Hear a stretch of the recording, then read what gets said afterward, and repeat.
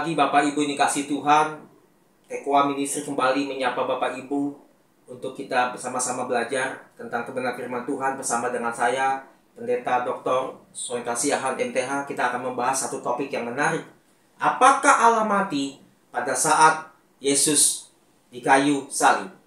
Bapak Ibu yang dikasih Tuhan, sebelum kita menjawab apa yang kita sampaikan di topik awal tadi, kita harus melihat dahulu. Kematian Yesus merupakan satu puncak karya terbesar sepanjang sejarah dunia ini. Bahwa Allah merencanakan untuk menyelamatkan umat manusia dari dosa. Dan misi itu akan digenapi di dalam Yesus Kristus. Oleh karena itu, Allah yang berdaulat itu menjadi manusia untuk menderita menggantikan posisi saudara dan saya. Nah, bila kita lihat hal ini, kita memahami bahwa Allah memang mengutus putranya untuk menyelamatkan umat manusia dari dosa. Dan Yesus itu tidak mati secara langsung, tetapi mengalami yang namanya proses untuk menebus dosa umat manusia. Nah, kenapa Tuhan harus mengutus anaknya untuk misi itu, penyelamatan itu bisa dilaksanakan? Karena kalau kita melihat, kita flashback di dalam masa perjanjian lama. Saya mengutip apa yang dikatakan oleh Dr. Samuel Pang dalam buku The Grand Design for All Mankind tahun 2015. Manusia itu telah melanggar perintah Allah dan jatuh ke dalam dosa. Dan Allah tetap setia, konsisten dengan apa yang disampaikan kepada manusia pertama itu. Bahwa manusia dengan free will-nya, ia menggunakan hak itu untuk mengambil keputusan memakan buah itu, dan manusia jatuh ke dalam dosa. Nah, karena itu kita melihat dalam Yohanes 3:16, karena begitu besar kasih Allah akan dunia ini, sehingga ia telah mengaruniakan anaknya yang tunggal, supaya setiap orang yang percaya kepadanya tidak binasa, melainkan beroleh hidup yang kekal. Allah mengasihi manusia itu, sehingga ia memberikan anaknya yang tunggal supaya setiap orang yang percaya tidak binasa. Perhatikan kata-kata ini. Setiap orang yang percaya tidak binasa. Artinya hidup yang kekal itu bisa didapatkan, bisa diterima kalau ia menerima Yesus Kristus sebagai Tuhan dan Juru Selamat manusia. Nah, Dia mengasihi semua umat manusia. Tetapi ketika berbicara tentang hidup yang kekal itu, kita harus percaya kepada karya keselamatan Allah di dalam putranya Tuhan Yesus Kristus. Nah, jadi rancangan Allah ini berbeda dengan rancangan manusia. Rancangan Tuhan itu tentu sangat baik dan tidak mampu kita pahami. Dan rancangannya itu sangatlah baik. Dr. Samuel Pang juga mengatakan dalam bukunya The Grand Design for All Mankind mengatakan demikian. Rancangan keselamatan dari Tuhan bagi manusia telah dilakukan Allah dengan caranya sendiri dengan mengirimkan anaknya untuk menyelamatkan umat manusia. Dia kirimkan anaknya Yesus Kristus untuk menyelamatkan umat manusia. Nah, pertanyaannya, mengapa Tuhan Yesus yang adalah Allah, yang adalah Raja di atas segala raja, rela hidup menderita di dunia bagi manusia? Dan apakah Allah mati pada saat Yesus mati di kayu salib? Kita akan bahas hal ini, Bapak Ibu dikasih Tuhan. Nah, saya mengutip apa yang dikatakan oleh Charles Riri dalam bukunya Basic Theology. Mengemukakan ada alasan mengapa Yesus harus menderita bagi manusia atau mengalami penderitaan itu sebelum mati di kayu salib. 1. Perlunya penderitaan. Manusia yang telah penuh dosa dan tak berdaya sama sekali, jatuh ke dalam dosa. Upah dosa ialah maut. Mengalami kematian kekal, kengerian kekal, kemalangan, kutuk, sakit penyakit. Dan ini tidak bisa dikompromikan, tetapi akibat ini semua, dosa itu membawa pemisahan antara Allah yang Maha Kudus dengan manusia yang berdosa. Dan dikatakan dalam Roma 5 ayat 12, setiap orang yang lahir di dalam dunia ini dibawa kutukan karena hubungannya dengan Adam, manusia pertama itu. Jadi upah dosa ini membawa impact yang sangat fatal bagi manusia. Oleh karena itu, ya, Yesus harus datang ke dalam dunia, berinkarnasi, mengambil rupa manusia, menggantikan posisi manusia. Dan Yesus pun harus menderita, menggantikan posisi manusia itu. Nah, yang kedua, pribadi yang menderita. Meskipun dalam Alkitab begitu banyak alasan yang dinyatakan untuk inkarnasi, tetapi hal yang paling penting bahwa Tuhan ingin menyelamatkan umatnya dari dosa-dosa mereka. Perhatikan, Tuhan mau menyelamatkan umat manusia dari dosa-dosa mereka. Ini yang terutama kedatangan Tuhan untuk menyelamatkan manusia. Nah, bicara inkarnasi artinya Allah menjelma menjadi manusia. Dan Allah menyatakan bahwa hukuman dosa itu maut. Nah, perhatikan dengan baik. Berhubung Allah tidak dapat mati, maka harus ada inkarnasi itu. Harus ada yang namanya tabiat manusia.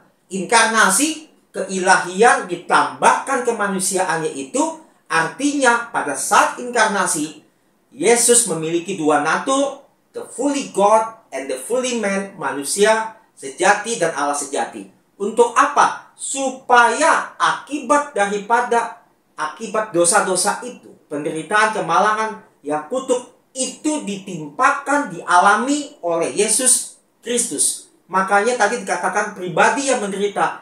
Ya, Yesus mengalami yang namanya penderitaan untuk membayar hukuman dosa.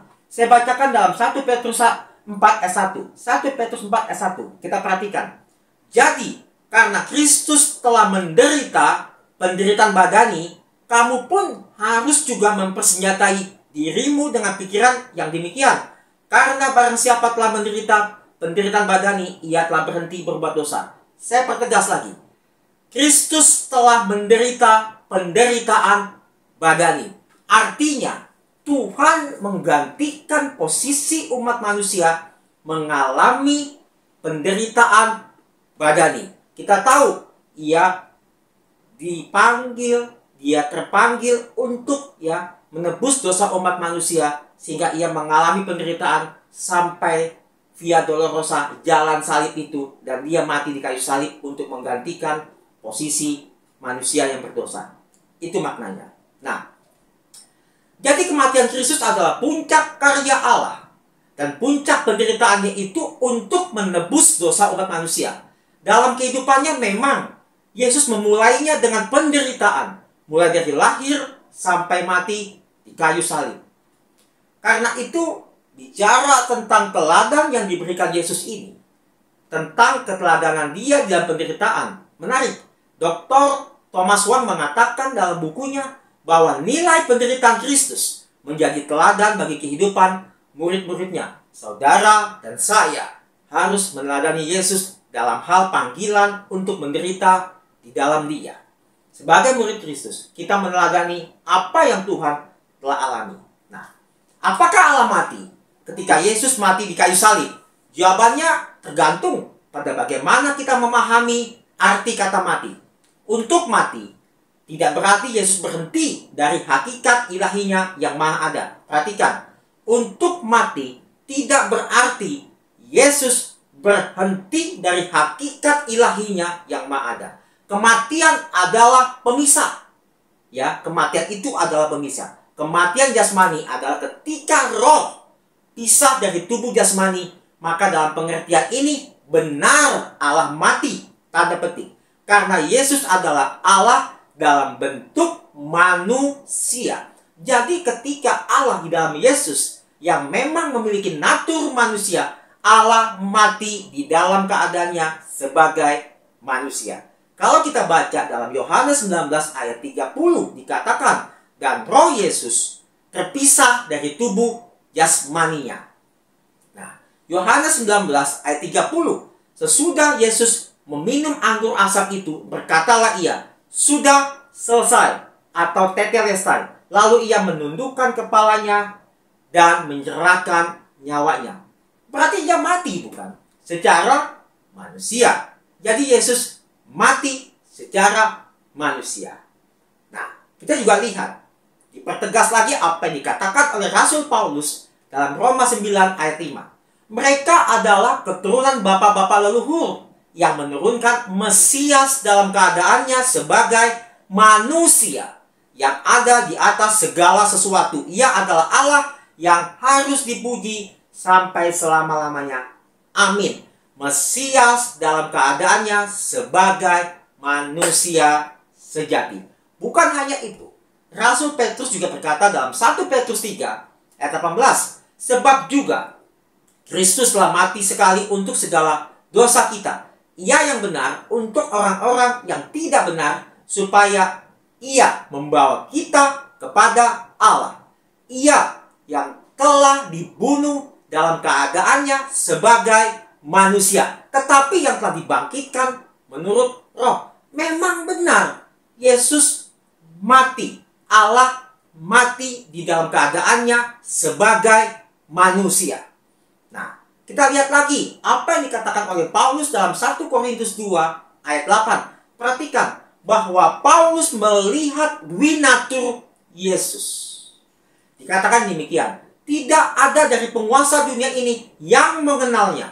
Sebab kalau sekiranya mereka mengenalnya, mereka tidak menyalibkan Tuhan yang mulia itu. Perhatikan, kalau sekiranya mereka mengenalnya, artinya mengenal secara jasmani insani.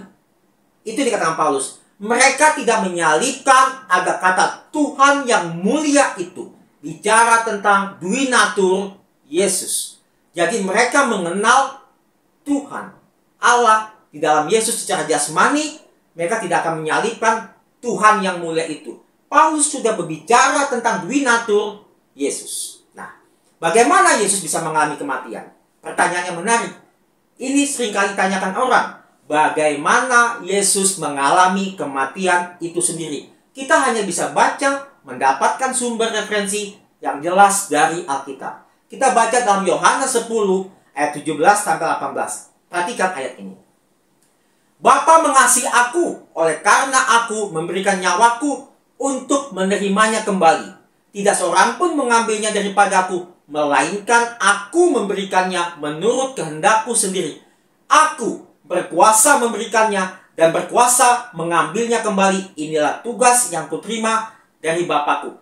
Jadi, Yesus mati karena memberikan nyawanya untuk menerimanya kembali. Dia menyerahkan nyawanya kepada Bapaknya.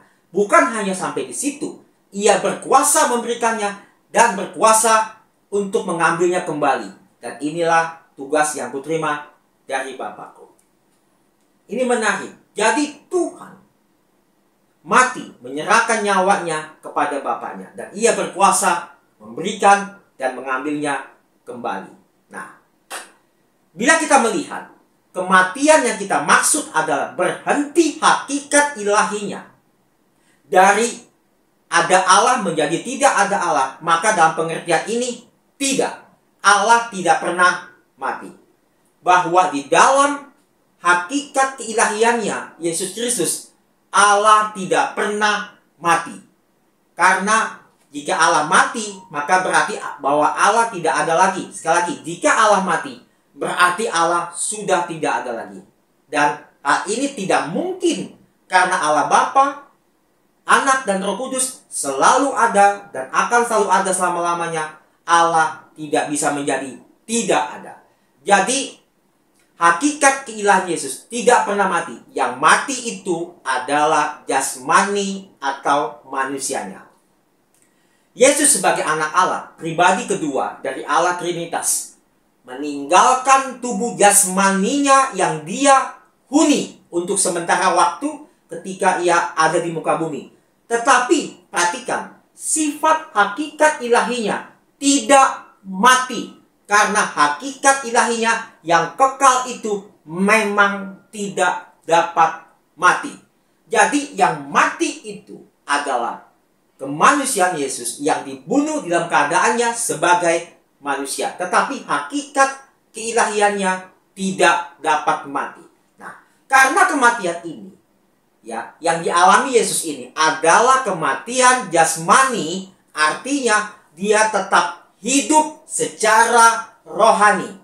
Yesus menyatakan dengan baik tentang janjinya ini kepada salah satu penjahat yang percaya saat disalibkan di sampingnya, bahwa dia dan penjahat itu sudah ada di surga, bukan secara fisik, tetapi di dalam roh. Kita lihat dalam Lukas 23 ayat 43. Aku berkata kepadamu, sesungguhnya hari ini juga engkau akan ada bersama-sama dengan aku di dalam Firdaus. Jadi penjahat itu bersama-sama dengan Tuhan di dalam Firdaus. Itu yang dikatakan Tuhan.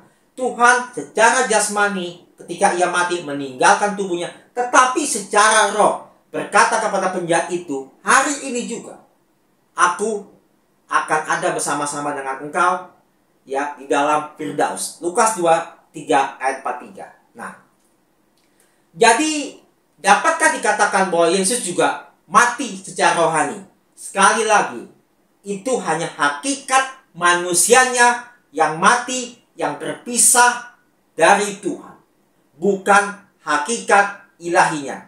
Karena Allah tidak dapat mati secara ilahi. Secara manusia, iya.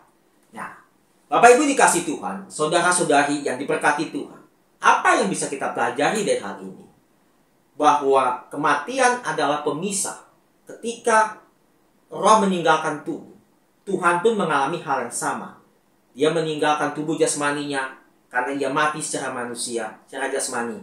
Tetapi hakikat ilahinya hidup. Begitu pula dengan apa yang kita bahas ini. Sekali waktu kita juga akan meninggalkan kemah ini, tetapi secara roh kita akan ada bersama-sama dengan Tuhan di Firdaus. Jadi kesimpulannya, apakah Allah mati pada saat Yesus mati di kayu salib? Tidak. Allah tidak pernah mati secara ilahi, tetapi Allah mati secara manusia. Demikian untuk pengajaran pada hari ini, kiranya memberkati saudara dan saya, biar ini boleh kita renungkan bahwa Allah tidak pernah mati sekalipun Yesus mati di kayu salib, karena yang mati itu adalah manusianya. Terima kasih. Kita akan bertemu kembali dalam pengajaran Tekoa Ministry selanjutnya. Soli Deo Gloria, segala kemuliaan bagi Tuhan. Sampai kita bertemu kembali. Tuhan Yesus memberkati. Shalom.